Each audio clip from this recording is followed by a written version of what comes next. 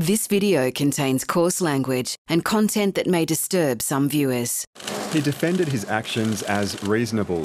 You stand by your actions that day. But the jury disagreed. Christian White used his taser on 95-year-old Claire Nowland at her Cooma aged care home when he was called there to help paramedics last May. Mrs. Nowland had been wandering the facility in the early hours of the morning. And you said she's armed with a knife? Yes, she's armed. And where is she right now? Full of knives. She's in one of the residents' room.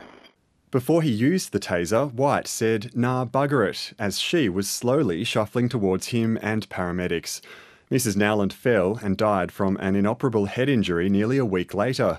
It took 4 days for the jury to return a unanimous guilty verdict.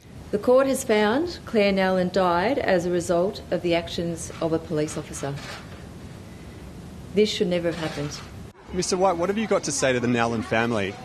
In the public gallery, members of Claire Nowland's family bowed their heads in relief and some embraced.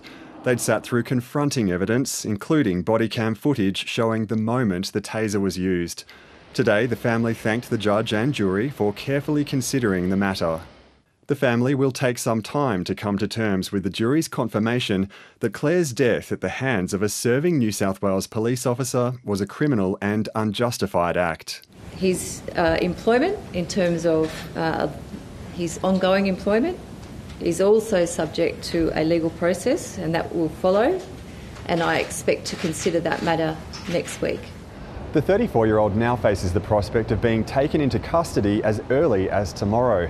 There is a detention application from the Crown, which his lawyers will oppose, arguing a custodial sentence is not inevitable. Jamie McKinnell, ABC News, Sydney.